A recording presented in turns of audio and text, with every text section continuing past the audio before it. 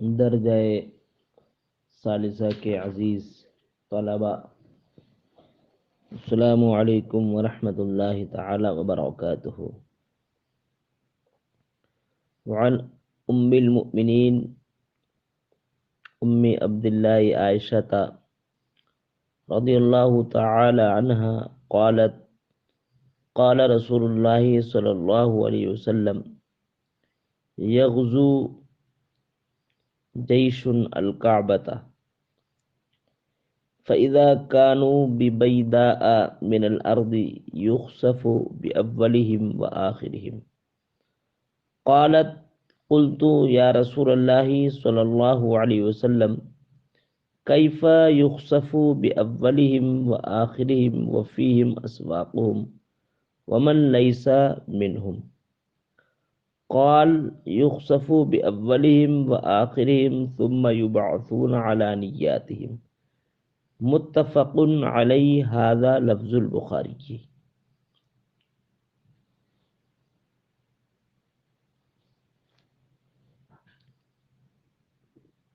اس حدیث کا مفہوم و مطلب یہ ہے کہ نبی کریم صلی اللہ علیہ وسلم نے ارشاد فرمایا، گویا پیش گوئی فرمائی، اور یہ سرکار کا یہ علم غیب ہے۔ اس حدیث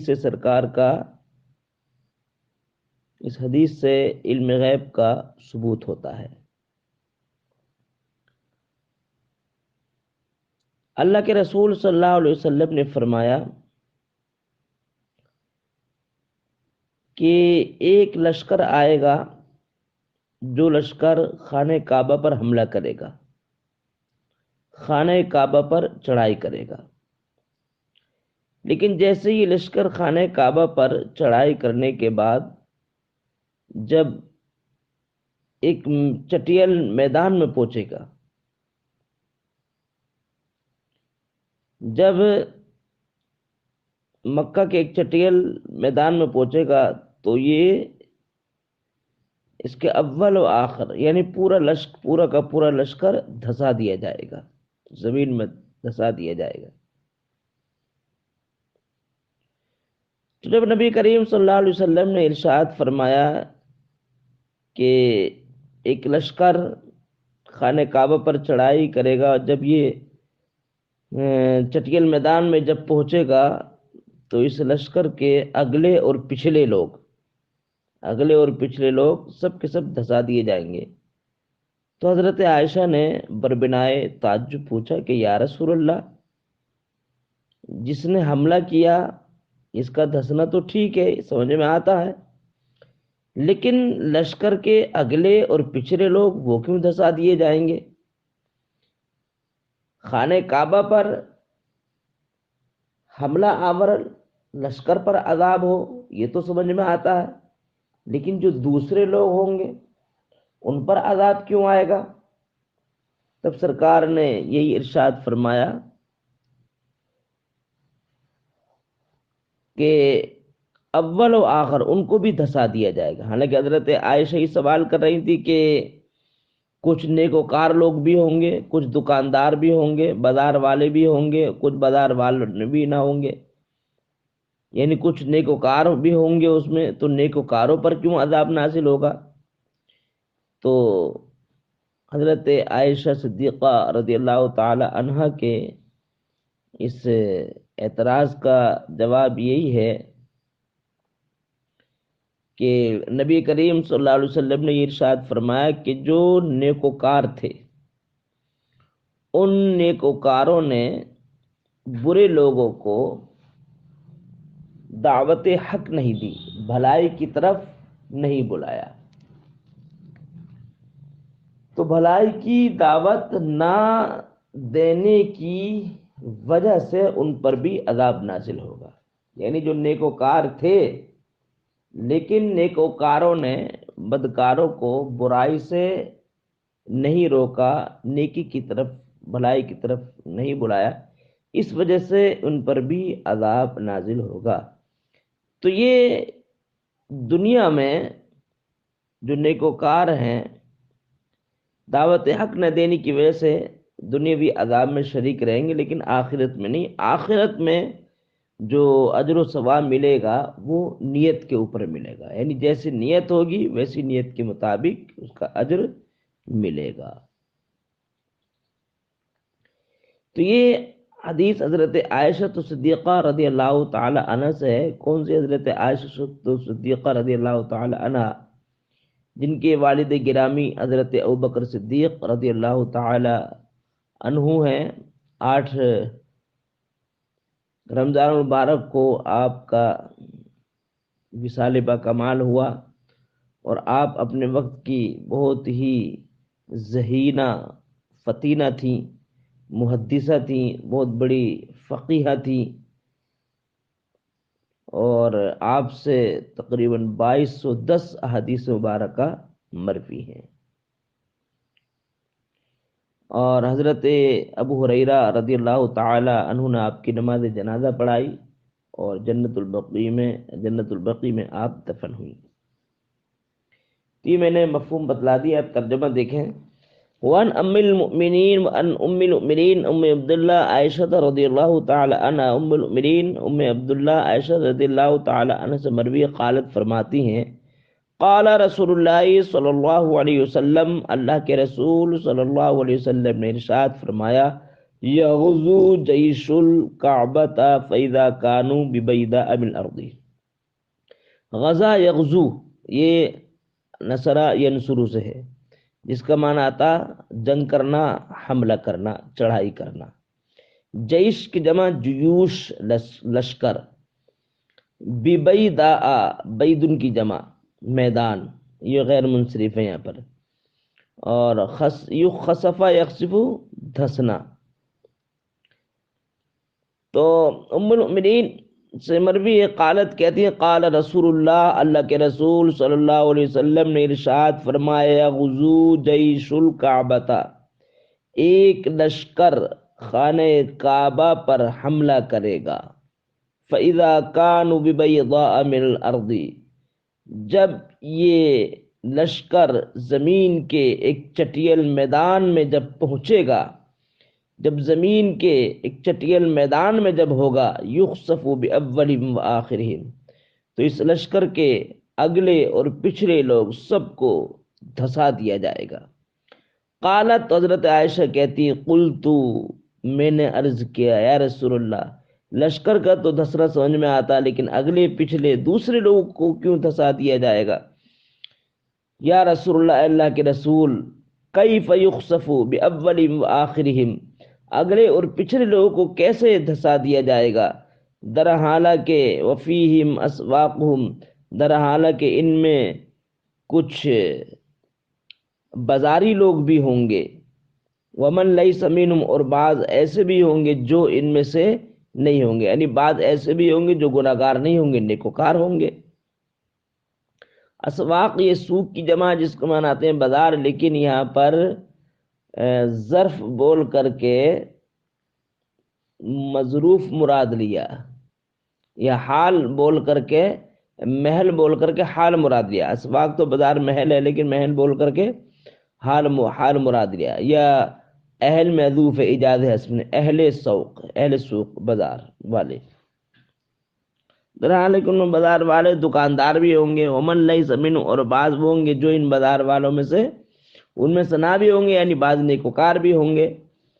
قالا، تو سرکار دو عالم صلی اللہ علیہ وسلم نے ارشاد فرمایا، یخسف بأولہم وآخرہم، اگلے اور پچھلے لوگ سب کو دھسا دیا جائے گا، یعنی دنیاوی عذاب میں یہ بھی شریک ہوں گے ان بدکاروں کو نیکی کی دعوت نہ دینے کی وجہ سے۔ ثم یبعثون علی نیاتہم، لیکن آخرت میں جو حساب و کتاب ہوگا نیتوں پر ہوگا، یعنی یہ اٹھائے جائیں گے اپنی اپنی نیتوں پر۔ ثم یبعثون علی نیاتہم، پھر یہ اٹھائے جائیں گے اپنی اپنی نیتوں پر۔ اپنی اپنی نیتوں پر اٹھانے کا مطلب یہ ہے کہ اجر و ثواب قیامت کے روز نیت کے اعتبار سے ملے گا، جیسے ایسی نیت ہوگی ویسی اجر و ثواب ملے گا اس پر۔ متفق علیہ، هذا لفظ البخاری۔ وعن عائشہ رضی اللہ تعالی عنہ قالت، حضرت عائشہ صدیقہ رضی اللہ تعالی عنہ سے مروی قالت کہتی ہیں، قال النبی صلی اللہ علیہ وسلم لا ہجرت بعد الفتح، نبی کریم صلی اللہ علیہ وسلم نے ارشاد فرمایا فتح مکہ کے بعد کوئی ہجرت نہیں۔ مطلب یہ ہے اس حدیث کا کہ ہجرت جو ہوتی ہے وہ دار الکفر سے دار الاسلام کی طرف ہوتی ہے۔ تو اب چونکہ مکہ جو ہے اب دار الکفر نہیں رہا بلکہ دار الایمان ہو گیا، اس لیے اب قیامت تک کے لیے، کیونکہ جہاں پر ایمان پر حملہ ہونے کا خطرہ ہو، جہاں پر ایمان کی حفاظت نہ ہو، تو اس جگہ سے ہجرت کرنا واجب ہوتا ہے۔ لیکن چونکہ اب مکہ جو ہے یہ دار الامن ہو گیا، دار الاسلام ہو گیا، اس لیے اب مکہ سے مدینہ کی طرف ہجرت کرنے کا حکم منسوخ ہو گیا ہے قیامت تک کے لیے۔ گویا قیامت تک کے لیے اب مکہ پر کفار و مشرکین کا تسلط ہرگز نہیں ہوگا، قیامت تک کے لیے ہجرت کا حکم جو ہے منسوخ ہو گیا۔ لیکن مکہ کے علاوہ اگر دوسری جگہ اگر کہیں آدمی ہے وہاں پر ایمان پر حملہ ہونے کا خطرہ ہے، ایمان کی حفاظت نہیں کر پا رہا، تو وہاں سے ہجرت کرنا واجب ہے۔ نبی کریم صلی اللہ علیہ وسلم نے ارشاد فرمایا لا ہجرت بعد الفتح، فتح مکہ کے بعد ہجرت نہیں، ولیکن جہاد و نیت، لیکن جہاد اور نیت کا حکم برقرار ہے۔ وَإِذَا اسْتَنْفَرْتُمْ فَانْفِرُوا، استنفروا جمع ہونا، یعنی جہاد کے لیے نکلنا، جہاد کے لیے طلب کرنا، انفرا نفر انفر دوڑنا۔ وَإِذَا اسْتَنْفَرْتُمْ فَانْفِرُوا، اور جب تم کو جہاد کے لیے بلایا جائے فَانْفِرُوا تو تم دوڑو، جب تمہیں جہاد کے لیے طلب کیا جائے فَانْفِرُوا تو تم دوڑو، گروہ در گروہ دوڑو۔ ومعنی اس حدیث کا معنی یہ کہ لا ہجرت مکہ تھا، مکہ کے بعد مکہ سے اب مدینہ کی طرف ہجرت نہیں۔ کیوں؟ لأنها صارت دار اسلام، اس لیے کہ مکہ اب دار الاسلام ہو گیا، دار الکفر نہیں، دار الاسلام ہو گیا۔ ونبی عبداللہ جابر بن عبداللہ الانصاری رضی اللہ تعالی عنہ قال كنا مع النبی صلی اللہ علیہ وسلم فی غزات فقال ان بالمدینة لرجالا ما سرتم مسیرا ولا قطعتم وادیا الا كانوا معكم حبسهم المرض۔ اس حدیث کا مفہوم یہ ہے کہ نبی کریم صلی اللہ علیہ وسلم غزوہ تبوک کا ذکر فرما رہے ہیں کہ سرکار دو عالم صلی اللہ علیہ وسلم گویا اس میں یہ ارشاد فرما رہے ہیں کہ غزوہ تبوک میں کچھ لوگ ایسے ہیں کہ وہ غزوہ تبوک میں شریک نہیں ہوئے، لیکن غزوہ تبوک کا ان کو ثواب ملے گا، البتہ اتنا ثواب نہیں ملے گا جتنا شریک ہونے والوں کو ملا، اتنا ثواب نہیں، لیکن ثواب ملے گا۔ جو شریک ہوئے ان کو بھی ملے گا، جو غزوہ تبوک میں شریک نہیں ہوئے ان کو بھی ملے گا۔ کون شریک؟ کسی عذر کی وجہ سے، بیماری کی وجہ سے یا کسی عذر کی وجہ سے جو شریک نہیں ہوئے تو ان کو بھی ثواب ملے گا۔ کیوں ملے گا؟ اس لیے کہ شریک ہونے کی نیت تھی۔ وہ الگ بات ہے کہ کسی عذر کی وجہ سے شریک نہ ہو سکے، لیکن اس شریک ہونے کی نیت تھی، اس نیت کی وجہ سے ثواب ملے گا شریک ہونے کا۔ وہی سرکار دو عالم صلی اللہ علیہ وسلم نے ارشاد فرمایا۔ قال عن عبداللہ ابن جابر رضی اللہ تعالی عنہ سے مروی قال کہتے ہیں کنا مع النبی صلی اللہ علیہ وسلم فی غزات، غزات سے مراد ہے غزوہ تبوک، ہم نبی کریم صلی اللہ علیہ وسلم کے ساتھ غزوہ تبوک میں تھے۔ فقال، تو نبی کریم صلی اللہ علیہ وسلم نے ارشاد فرمایا ان بالمدینۃ لرجالا ما سرتم مسیرا، ان لرجالا، ان کا اسم ہے کہ بے شک مدینہ کی سرزمین پر کچھ لوگ ایسے ہیں ما سرتم مسیرا کہ تم نے نہ سیر کی، ولا قطعتم وادی، اور نہ ہی تم نے کسی وادی کو طے کیا، الا کانوا معکم، مگر وہ تمہارے ساتھ ہیں، مگر وہ تمہارے ساتھ ہیں۔ بے شک مدینہ کی سرزمین پر کچھ لوگ ایسے ہیں ما سرتم مسیرا، جن کے ساتھ نہ تم نے سیر کری، ولا قطعتم وادیا، جن کے ساتھ نہ تم نے کسی وادی کو طے کیا، الا کانوا معکم معکم، مگر وہ تمہارے ساتھ ہیں، یعنی جنگ میں تمہارے غزوہ تبوک میں تمہارے ساتھ شریک نہیں ہوئے لیکن وہ تمہارے ساتھ ہے، کس میں؟ ثواب میں، ثواب میں ساتھ ہے، یعنی حبسہم المرض، جن کو مرض نے روک رکھا۔ اور پھر روایت ایک روایت میں ہے کہ اللہ شرکوکم فی الاجر، یعنی تمہارے ساتھ وہ اجر میں، اجر و ثواب میں تمہارے ساتھ شریک ہیں، رواه مسلم۔ اب دوسری جو حدیث ہے اس کے الفاظ بھی جو ہے گویا ماقبل حدیث ہی کہ یہ بھی جو حدیث ہے یہ تکرار ہے، جو ماقبل حدیث کا مفہوم ہے وہ اسی حدیث کا مفہوم ہے۔ رواه البخاری، بخاری نے اس کو اس طریقے سے روایت کیا کہ ان انس رضی اللہ تعالی عنہ، حضرت انس سے مروی قال، سرکار فرماتے رجعنا من غزوتی تبوکا، من غزوتی